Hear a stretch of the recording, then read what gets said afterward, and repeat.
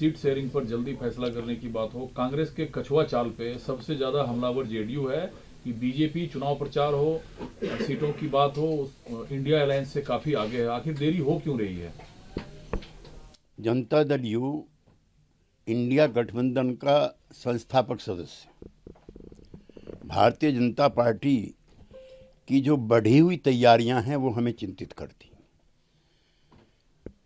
India गठबंधन के संगठनात्मक ढांचे से लेकर के उम्मीदवारों के चयन से और संयुक्त सभाओं के ना होने पर हम चिंतित भी हैं और कंसर्न फील भी करते हैं और चाहते हैं कि सब चीज़ जल्दी दुरुस्त हो। तो आपका खुद का बयान है कि कांग्रेस कंफ्यूज है। किन अर्थों में कंफ्यूज है? कांग्रेस किसी चीज पर फैसला नहीं कर पा रही है। कल आरजेडी के साथ बैठक हुई, फिर भी सीट शेयरिंग पर कोई कॉन्क्रीट निष्कर्ष नहीं निकल पाया।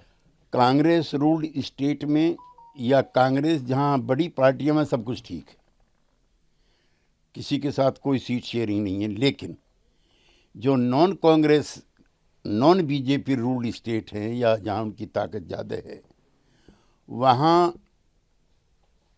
अनुपात के से अधिक सीटें मांगना कांग्रेस पार्टी का अव्यवहारिक काम है। लेकिन अरविंद केजरीवाल हो, ममता बनर्जी हो, आरजेडी हो, जेडीयू हो, सब जो है कन्वीनर और सीट शेयरिंग जल्द से जल्द हो। नीतीश कुमार कन्वीनर बनाए जाने हैं, ये बातें चल रही है पहली मीटिंग के टाइम से, लेकिन अब तक नीतीश कुमार के नाम का ऐलान नहीं हो पाया। क्या असहमति है कांग्रेस का नीतीश कुमार के नाम पर?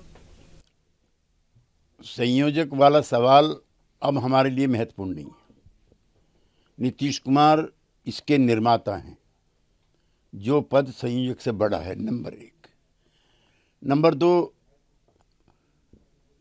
कांग्रेस पार्टी को पश्चिमी बंगाल में राष्ट्रपति शासन की मांग नहीं करनी चाहिए। ये बीजेपी के हाथों में खेलने जैसा है। कांग्रेस बीजेपी के हाथों खेल रही है। इस सवाल पर जो पश्चिमी बंगाल में अधीर चौधरी के वक्तव्य से हम असहमत हैं, उनका बयान बीजेपी की मदद करने वाला है। देखिए सर, आपने अभी खुद कहा कि अब कन्वीनर की बात का फिक्र नहीं करते, तो कन्वीनर कौन होंगे फिर? कांग्रेस पार्टी स्वतंत्र है अपने तरीके से संगठन को बनाने और मजबूत करने के लिए। उन्हें कांग्रेस की चिंता है, हमें इंडिया की चिंता है। तो कांग्रेस के हर फैसले के साथ होंगे आप फिर भी?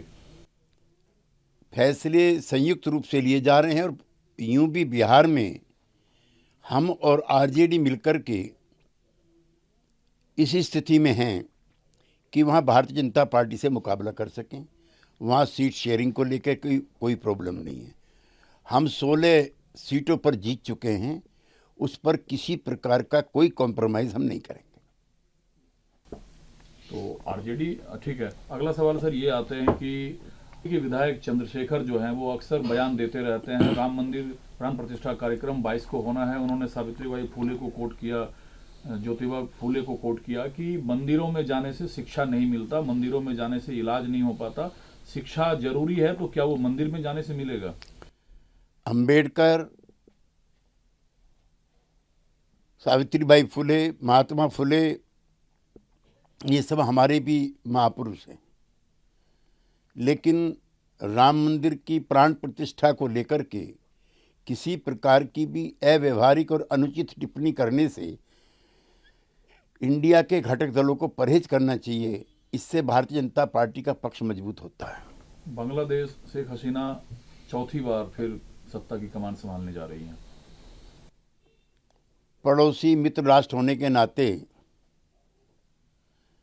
उनकी विजय पर बधाई, लेकिन मुख्य विपक्षी दल की अनुपस्थिति में हुई जीत कई सवाल जरूर खड़े करती है। पीएम मोदी पर सोशल मीडिया पर अव्यवहारिक शब्दों के साथ टिप्पणी करना मालदीव के कुछ नेताओं को भारी पड़ा। 3 मिनिस्टर्स को मालदीव की सरकार ने सस्पेंड कर दिया है। नहीं, हम किसी भी पार्टी के किसी भी देश के नेता के विरुद्ध अपमानजनक तृष्णा से भरी हुई टिप्पणियों के खिलाफ हैं और ये हमारी संस्कृति का हिस्सा नहीं। एक सर और आखिरी सवाल सिर्फ है, जितनी बातें आपने कही, कल चूंकि बीते कल आरजेडी के साथ नेशनल अलायंस कमेटी की मीटिंग हुई है, तो क्या जेडीयू के साथ अब मीटिंग होने की संभावना नहीं है? जेडीयू अपना स्टैंड साफ कर चुकी है। जब हम एनडीए छोड़ करके और महागठबंधन में शामिल हुए थे, उस समय हम 16 सीटों पर नंबर 1 थे और 1 सीट पर नंबर 2 थे। लिहाजा कांग्रेस को और वामपंथी दलों को सीट के बंटवारे को लेकर के अगर कोई भी चर्चा करनी है तो वो आरजेडी से करनी है, हमसे नहीं। आपने अपनी स्थिति क्लियर कर दी, तो कांग्रेस कितनी सीटों की दावेदारी कर रही है? कांग्रेस प्रवक्ताओं से आप पूछें तो बेहतर हो।